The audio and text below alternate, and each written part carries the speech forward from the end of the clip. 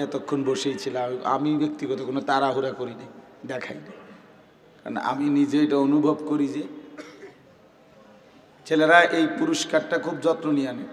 কারণ আমি যত মাহফিলে পাগড়ি দিতে গিয়েও তাড়াহুড়া করি না, দুই ভাঙ্গা দিয়ে পাগড়ি দেই না, পুরাটা খুইল্লা বাঁধি। মানে ছাত্ররা তখন কষ্ট পায় যে আমগো বেলায় এসে দফাদফি হুড়াহুড়ি শুরু হইলো, হ্যাঁ, হুলস্থুল। অথচ একটা মাহফিলের কাজের জন্য ছেলেরা অনেক কষ্ট করে, অনেক কাজ করে। আমার মাদ্রাসার মাহফিল ছিল 14ই ডিসেম্বর, প্রায় 12-14 দিন ছেলেরা রাত দিন কাজ করছে। আমি দেখছি রাতের 2:30-3টা বাজেও দেখছি ছেলেরা কাজ করে, নিজে নিজে পুরা মাদ্রাসায় নিজেরা রং লাগাইছে, নিজেরা গাছ লাগাইছে, কত কিছু করছে। তাইলে এই জন্য ছাত্রদের এই পাগড়ি পুরস্কার এটা অনেক গুরুত্বপূর্ণ। তো আজকে যারা ইন্তজাম করেছেন, দিয়েছেন, ছেলেরা ওস্তাদদেরকে দিছেন, ওস্তাদরা ছাত্রদেরকে দিছেন, মাদ্রাসাওয়ালারা, আল্লাহ তাআলা সবটার মধ্যে বরকত দান করেন। শুধু আমার একটা ছোট্ট সংশোধনী হলো, এটা আমার ব্যক্তিগত, আমার এই মতের সাথে সবাই একমত হইতে হবে এটা জরুরি না, এটা আমার ব্যক্তিগত মত।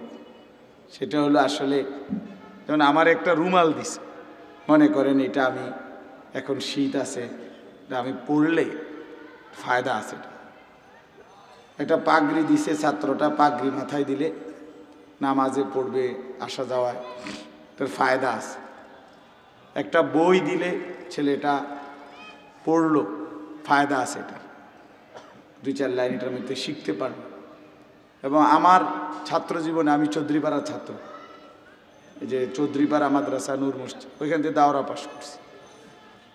তাহলে আমরা সেই চৌধুরীপাড়ায় যখন নাহবি মিরে পড়তাম 1996 সালে, ওই সময় পুরস্কার পাইছি যেসব বই, কারবালার শিক্ষা তাৎপর্য আমার মনে আছে।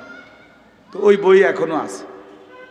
তো আমার ছেলে 2 জন, মেয়ে 2 জন, তার মধ্যে আমার ছোট মেয়ে ছাড়া বড় 3 ছেলে মেয়ে সারাক্ষণ অবসর টাইমে বই পড়ে।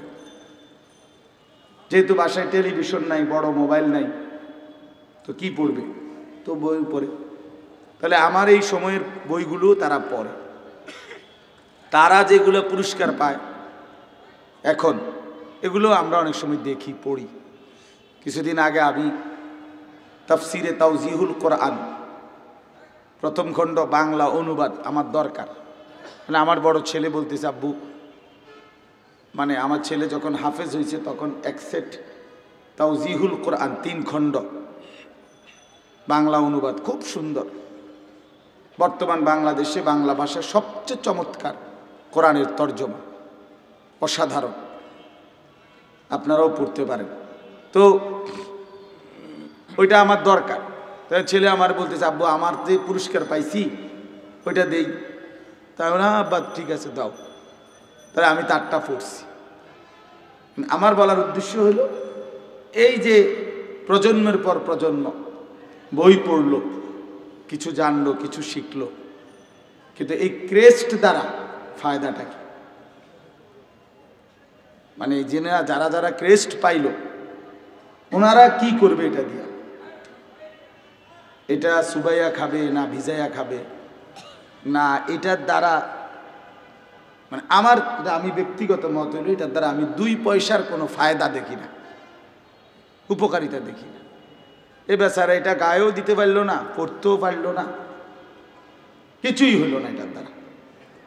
একেবারে কম দামি একটা কাঠ, এটা কোনো সেগুন কাঠ না, একদম কদম গাছের বানানো হতো একটা কাঠ, উপরে একটা রংচঙ্গা লেবেল লাগায়, এটার একটা ক্রেস্ট। এই জন্য এইটা যদি 100 বছরও ঘরের মধ্যে থুইয়া রাখে, কি হবে? ঘরের বরকত হবে না? জিফুত নাতি নাতনির আব্বা একটা ক্রেস্ট পাইছে, তো ক্রেস্ট পাইলে কি এটা পাইলে কি হয়েছে, এটাতে করবেটা কি? এই জন্য আমি ব্যক্তিগতভাবে এইটার প্রচণ্ড, এটা আমার ব্যক্তিগত মত, আবারও বলছি, আমি এটার প্রচণ্ড বিরোধী। আমার কথা হলো দরকার হলে আমার একটা বহন দেন, আমি ভিজাইয়া খাম চা। বুঝেন না আমার কথা? আমার একটা বহন রুটি দেন, তাইলেও আমি এটা ভিজাইয়া খাইলে তো এই বেলা কদ্দুর পেট বললো যে একটা বহন খাইছি। কিন্তু আমি ক্রেস্টটা দিয়ে কি করব? এটা আমার ঘরে 1000 বছর ঝুলাই থুইলে কি? এটা আধুনিক রাজনৈতিক এবং পাশ্চাত্য থেকে দেখা, যারা মনে করে ক্রেস্ট ঝুলাইয়া রাখলে অনেক কিছু না, অহংকার না, এমনি আর কি, এমনি। কিন্তু আসলে বাস্তবতা হলো ইনসাফের সাথে চিন্তা করল যে বই এর চাইতে চমৎকার তালেবে ইলম এবং ইমানদার মুসলমানদের জন্য এত দামি পুরস্কার হইতে পারে।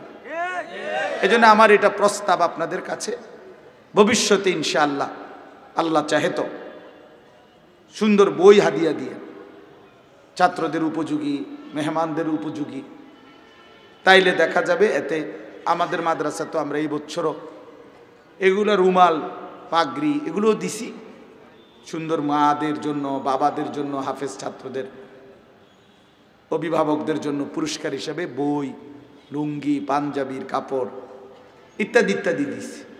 এইটা আমার ব্যক্তিগত মতামত বললাম, গ্রহণ করলেও আপনার ইচ্ছা, না করলেও কোনো সমস্যা নেই, তর্ক করার কিছু নেই, এটা আমার একান্তই মত। আল্লাহ তাআলা আমাদেরকে বুঝার তৌফিক দান করুন।